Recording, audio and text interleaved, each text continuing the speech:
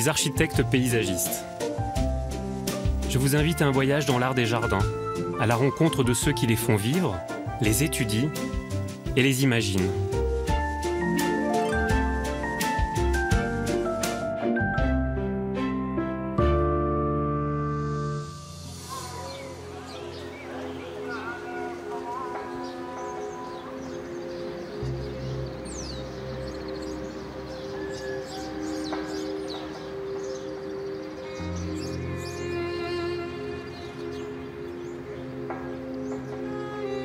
Au nord du Maroc, la ville de Fès est un joyau qui possède la plus grande médina du monde.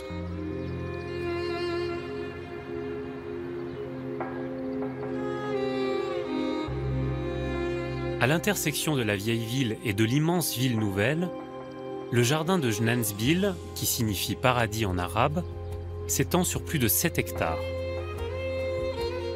C'est au XVIIIe qu'il est créé par le sultan Moulay Abdallah pour devenir un jardin public au siècle dernier.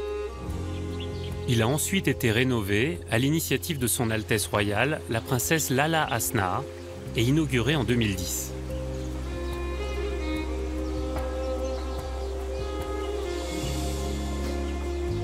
Son exceptionnelle végétation est composée de nombreuses essences, comme les eucalyptus, les pins et les palmiers, vieux parfois de plus d'un siècle. En plein centre-ville, il y règne une ambiance de douceur et de paix.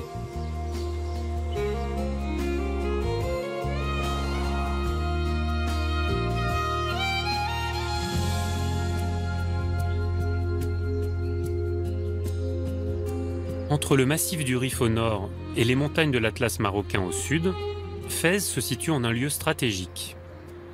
Rachid Alaoui est architecte. Rachid, qu'est-ce qui va déterminer l'installation de la ville de Fès dans ce grand territoire?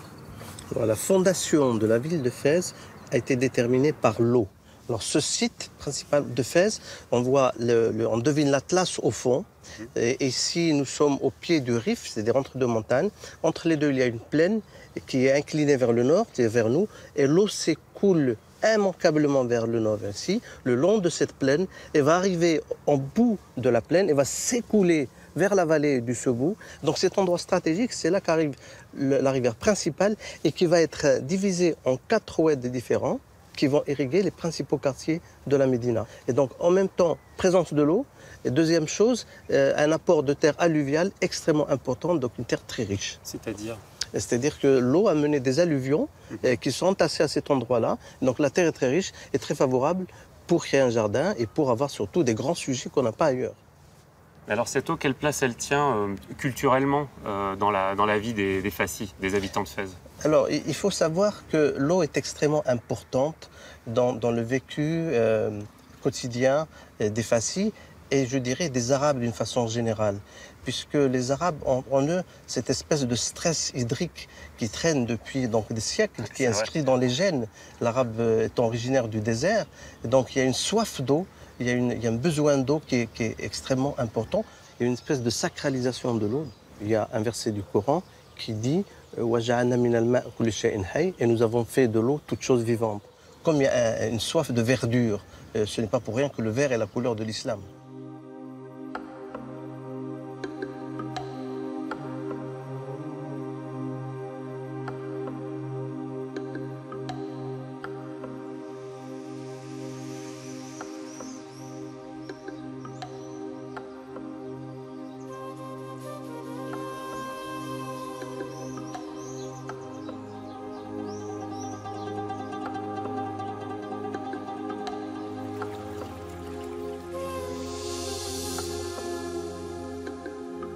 Les jardins sont structurés par la spectaculaire allée de Washingtonia au nord et par la perspective nord-sud des bassins du jardin andalou. Le jardin s'organise autour de l'arrivée dans le parc de la rivière de Fès, qui se subdivise en 4 ramifications grâce à l'action d'un répartiteur, cœur hydraulique du jardin. L'une des branches permet d'alimenter le Grand Lac au sud.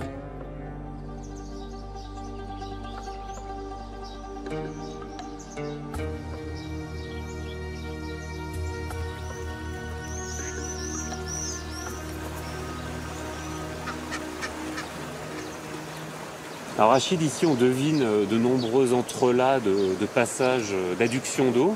Donc on a vraiment le sentiment que cette machinerie, elle est au cœur du jardin. Elle est au cœur du jardin, puisque c'est toute la science de l'eau, toute la maîtrise de l'eau qui est illustrée ici, dans ce lieu.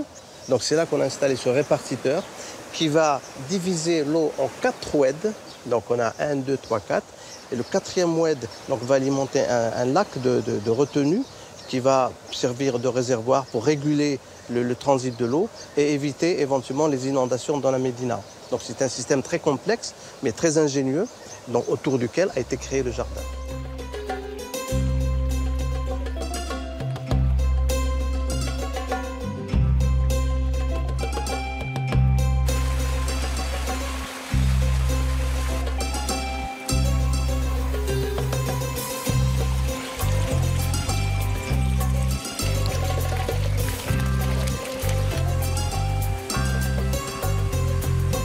Avec la Noria, on découvre un autre exemple ingénieux de la redistribution de l'eau à Jnanzbil. Une reproduction de cette roue rend hommage au génie hydraulique marocain. Alors Rachid, comment fonctionne cette Noria? Alors la Noria, c'est un dispositif qui sert à remonter l'eau. Donc l'eau s'écoule naturellement par gravité. En s'écoulant, elle fait tourner la Noria. À l'intérieur de la Noria, il y a un certain nombre de godets qui prennent l'eau et puis qui va déverser l'eau dans un bassin qui va amener pour alimenter une autre segia, c'est-à-dire un autre circuit d'eau. Donc ça permet de relever l'eau de l'équivalent du diamètre de la Noria. C'est à la fois un système écologique, mais ce qui est intéressant, c'est toute cette philosophie de l'eau qui se fait piéger par sa propre force.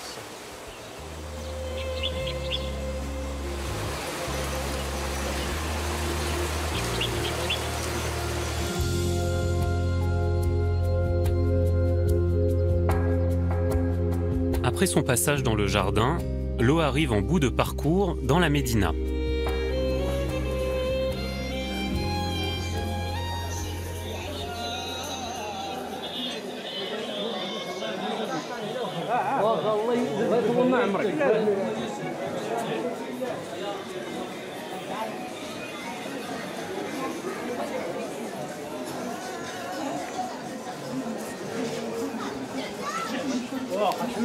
Là, Rachid, on arrive à la fin du circuit, ce grand circuit hydraulique de la ville de Fès. Alors tout à fait, on arrive à la fin. Et ici, c'est l'aboutissement, c'est le final. En l'occurrence, nous sommes au centre, au cœur de la Médina. C'est une fontaine publique, c'est la fontaine Nejarine, qui date du XIVe siècle. Et on voit vraiment tout ce décor, ce foisonnement, cette surcharge, cette richesse qui est là pour célébrer l'eau et pour accentuer le caractère sacré de l'eau. Et vraiment, la fontaine, c'est le symbole d'un quartier. Donc ça, c'est la fontaine publique, mais l'eau rentrait aussi dans les maisons. Dès le XIIe siècle, l'eau était distribuée dans les maisons gratuitement. À l'époque, c'est vraiment une répartition équitable. Beaucoup de villes n'ont connu vraiment le confort de l'eau, la répartition de l'eau, que très tard. Hein. À Paris, par exemple, dans les années 1930-1940, il y avait des appartements qui n'avaient pas de salle d'eau encore. Donc là c'est vraiment quelque chose qui remonte à très très loin et qui est quelque chose d'unique dans le monde. Et qui a fonctionné longtemps dans le temps. Qui a fonctionné très longtemps, jusqu'au milieu du XXe siècle. Tout comme son réseau hydraulique, le jardin est un témoin de l'histoire. Comme par exemple les murs de l'ancien fort au sud et les remparts du XVIe siècle qui l'entourent.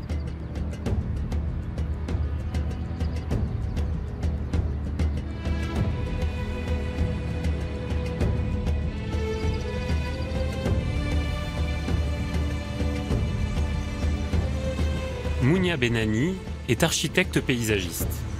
Alors Mounia, on est dans la partie haute du jardin de Jnanzbil.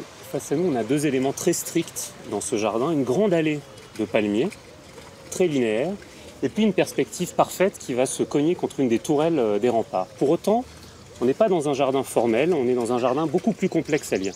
C'est un peu un mélange de culture marocaine, andalouse parce qu'il y a évidemment une importation d'Andalousie. Les Andalousiens sont venus au Maroc, donc ils ont laissé une empreinte sur les jardins marocains, mais aussi française, puisque ce jardin date du début du XXe siècle, qu'il a été redessiné par des Français. Donc on retrouve les deux cultures. Et est-ce qu'on peut qualifier du coup ce jardin de jardin métissé, de jardin hybride? Absolument. La culture marocaine ou andalouse, notamment par sa structure. C'est un jardin très formel, qui a une symétrie avec un axe central, des influences du riad clos avec des patios, des fontaines et un enfermement qui traduit non pas par des murs comme le riad, mais par des grands massifs de boisement ici qui sont les bambous. Et évidemment les couleurs, c'est-à-dire ce fouillis de végétal, de fleurs, de massifs fleuris qui soient à l'intérieur d'un parterre ou dans les massifs, et ça c'est très marocain. Par contre, ce qui fait plutôt le jardin français, la touche française, c'est la structuration des parterres. Donc on a une géométrie, on a des haies bien taillées qui délimitent les parterres et on a surtout une perspective qui s'ouvre au-delà du jardin. Donc c'est un vrai jardin métissé qui mélange les deux savoir-faire français et marocains.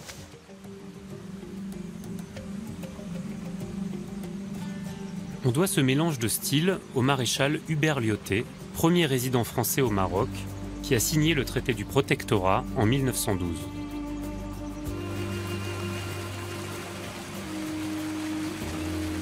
Il choisit un paysagiste français, Marcel Zaborski, pour dessiner le jardin. Et puis l'idée de jardin public au Maroc, à cette époque, c'est nouveau. Oui, évidemment, c'est très nouveau puisque lorsque les Français sont arrivés en 1912, ce qui existait, c'était plutôt des jardins introvertis. Mais lorsque les Français sont venus, ils ont construit des réseaux d'espaces verts et de jardins de parcs publics pour dessiner la trame des nouvelles villes. Et Genesville fait partie de ce réseau de jardins publics qui est à l'intérieur d'un tissu urbain. Et puis ce jardin, Mounia, il joue le rôle de lien entre les deux villes. Oui, sa situation très particulière à la charnière entre la Médina et la ville nouvelle en font un lieu où on s'arrête, mais surtout un lieu de passage. C'est vrai qu'il permet aux habitants de la Médina de se rendre à la ville nouvelle en traversant le jardin. Donc c'est vraiment un espace de vie, de passage qui est ouvert sur la ville et non pas fermé, mais aussi un lieu d'agrément, un lieu de repos, puisqu'on est à côté de la Médina, où justement les maisons ne possèdent pas de jardin, donc c'est vraiment le poumon de Fès. Et les habitants se sont vraiment appropriés ce jardin, surtout les étudiants. On le voit vraiment autour du lac, ils sont là, ils s'assoient. Et ça depuis toujours en fait? Depuis toujours, depuis son existence, c'est-à-dire dès qu'on en a fait un espace public, moi je sais, mon père, mon grand-père, tous les faciles des générations qui nous ont précédés ont connu Genesville avec cette mémoire où ils écoutaient de la musique, ils venaient réviser leurs cours. C'était vraiment un espace qui faisait complètement partie de l'identité des habitants.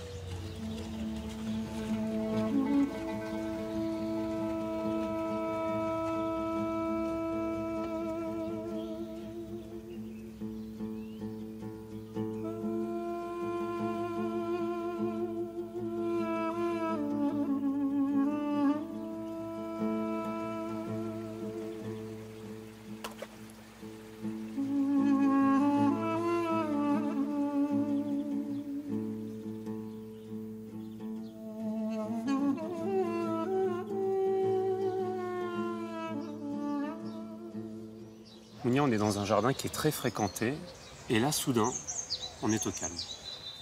Oui, moi, c'est l'endroit que je préfère. J'aime particulièrement cet endroit. Ouais. On est au cœur des bambous. Ces bambous qui sont de part et d'autre, un peu loin de l'agitation du mail central. Ici, on retrouve le calme. On a vraiment un petit patio creusé dans les bambous. Et ce patio, c'est vraiment l'inspiration du riad introverti, de nos demeures marocaines. Et les gens parlent doucement. On vient s'allonger, on vient lire. On a juste une fontaine et rien d'autre. Pas de fleurs, pas de plantes superflues, juste ce zélige bleu qui donne la couleur à l'espace. Et c'est vraiment un lieu de calme et de quiétude, enfin moi que j'adore. Ouais.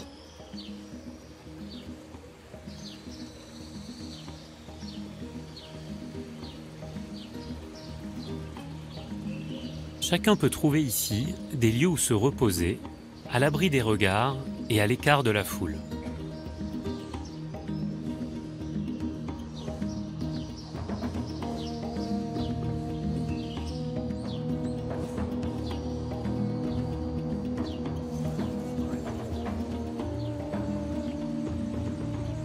La végétation luxuriante et les allées ombragées sont entretenues par une équipe de 70 jardiniers, dirigée par Larsen Raoui. Depuis 1984, il réside au cœur du jardin pour mieux s'en occuper. Arsène, tu es né à Fès. Tu as toujours connu le jardin de Schnenzwil? Oui.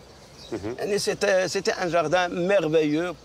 Lorsque j'étais petit, à l'âge de 6 ans, 7 ans, on vient dans ce jardin jouer le cache-cache entre les arbres, nager dans le petit lac. Là? Vous aviez le droit de nager? Oui, non, nous n'avions pas le droit. Mais nous nageons et nous jouons en cachette. Ici, par exemple, les gardiens nous attrapent, ils nous donnent des fouets.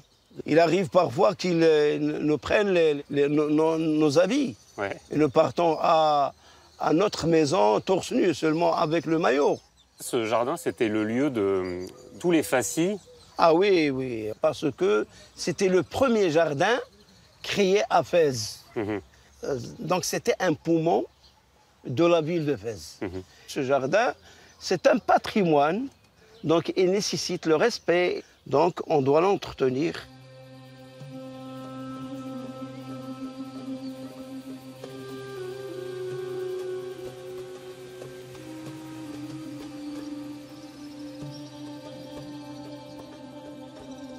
Larsen a conçu ici une véritable pépinière, lieu privilégié pour reproduire les espèces.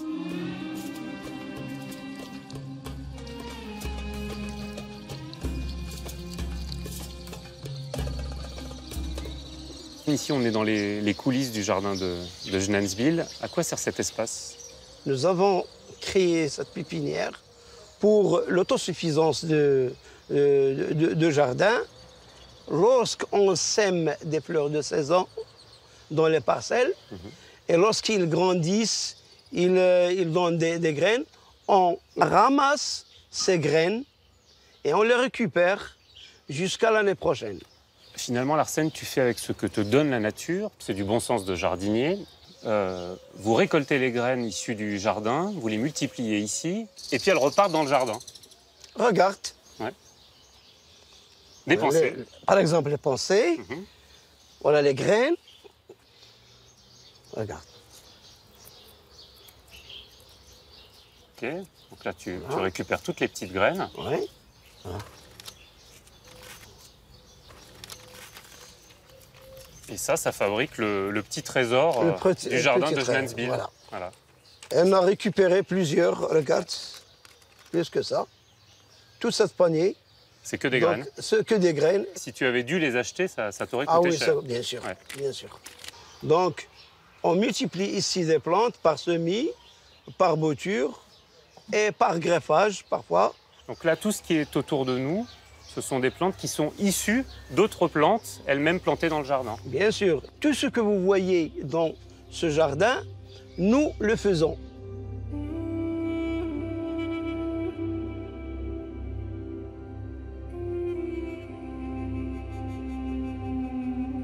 Larsen cultive aussi des plantes aromatiques marocaines dans un espace du jardin récemment rénové.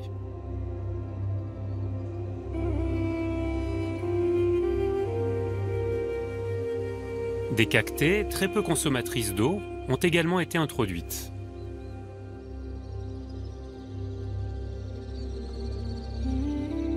Dans les années 80, le Maroc a connu une période de sécheresse.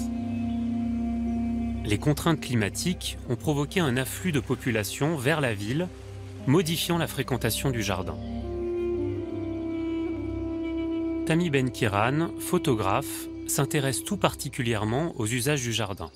Tami, comment les fascis occupent et pratiquent l'espace dans le jardin public, dans ces 7 hectares du jardin de Schnenzwil? On voit très bien que la population la plus fréquente au fait, c'est celle des femmes. Cette population de femmes au foyer est faite essentiellement d'une population rurale. On le voit d'ailleurs dans le vestimentaire. C'est la djellaba aux couleurs gaies, très voyantes, etc. Cette population, bien sûr, est nourrie de la campagne, de la verdure, etc. Donc quand ils se retrouvent dans un espace bétonné, fermé, et avec une topographie particulière, qui est la Médina, avec ses ruelles étroites, très sombres, etc., on reste enfermé toute la journée dans sa maison. Et donc le vendredi est l'occasion rêvée pour venir mettre un peu de verre. Et le vendredi, c'est un jour particulier? Le vendredi est le jour férié de la semaine, comme pour les chrétiens, c'est le dimanche. Les gens, bien sûr, ont l'impression d'avoir un petit coin à eux dans cet espace-là. Et donc, ils viennent tout naturellement pour en profiter. Samy, toi, tu es photographe, tu as un regard acéré sur les choses. Qu'est-ce que tu viens chercher ici? Alors, je me suis intéressé au graffiti. Et à force de chercher, j'ai fini par comprendre que le Marocain avait une prédilection pour le végétal. Il se confie essentiellement au végétal. Peut-être aussi parce que l'arbre est l'autre entité verticale comme l'homme. Il y a deux entités verticales, l'homme et l'arbre. Donc on se confie vraiment à cette entité-là. Si on va dans une forêt, on va trouver beaucoup d'inscriptions sur les arbres. Si on vient à Genesville, on va trouver également la même tendance. Et il y a une bambouseraie qui est couverte de symboles.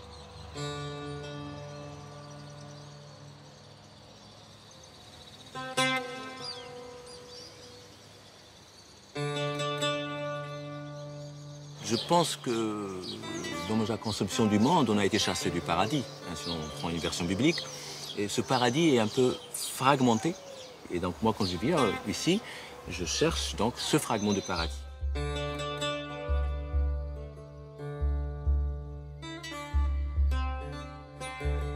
Alors on voit beaucoup d'amoureux partout sur les bancs. Oui, alors ça, c'est le fait que les espaces ailleurs que dans le jardin ne sont pas favorables à ce genre de rencontres. De mon temps, les premiers amours se passaient sur les terrasses. Parce que les jeunes filles n'avaient pas la possibilité de quitter le foyer toutes seules. C'est toujours accompagné, c'est souvent le cas aussi. Et donc, bien sûr, le seul espace où il peut, bien sûr, être libre de faire un certain nombre de choses, c'est de monter sur la terrasse. Avec le jardin, on quitte le foyer, on s'éloigne des regards inquisiteurs. On retrouve un anonymat. Et on retrouve un anonymat, et bien sûr, on retrouve les petits copains, On va chercher un petit coin à l'abri des regards également, et voilà. Et c'est là qu'on les entend se faire siffler par les gardiens. Oui, bien sûr, parce qu'on ne badine pas avec l'amour. Il faut savoir que quand on observe ce qui se passe, ce sont des petits gestes timides. Généralement, on se tient par la main, et donc il y a l'autorité qui veille au grain. Et donc, bien sûr, ce sont des amours clandestines. Parce que rien ici ne peut être envisagé en dehors du mariage légal.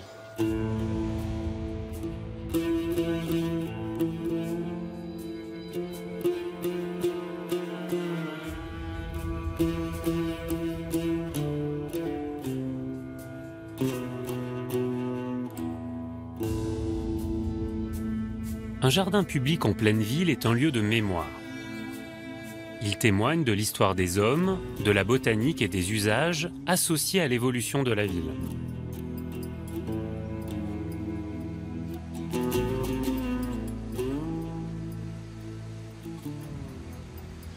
Finalement, un lieu comme Genesville, c'est un lieu précieux, parce qu'il est ouvert et parce qu'il est à disposition des habitants. On s'y sent bien pour une bonne raison, parce qu'il a été bien pensé à l'origine. On l'a positionné au bon endroit, dans un point précieux où il y a de l'eau. Et l'eau est importante, on le voit bien ici. On est au milieu du lac, près d'1 hectare de lac, ce qui est absolument inouï dans une ville. C'est la mer pour les facies.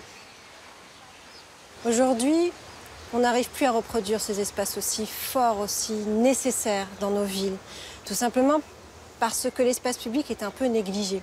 On fabrique les quartiers, on oublie ces grands poumons dans ces quartiers qui sont absolument nécessaires, pas que pour le bien-être et pour l'agrément, mais vraiment pour la santé mentale aussi des gens, la santé physique des habitants. Donc c'est un vieux jardin qui continue à vivre et qui continuera à vivre. Donc surtout, le penser dans sa durée pour qu'il continue à être vivant, et il faut le pérenniser. Cette question de pérennité est absolument primordiale. Il faut penser à son devenir et à sa gestion aussi à long terme.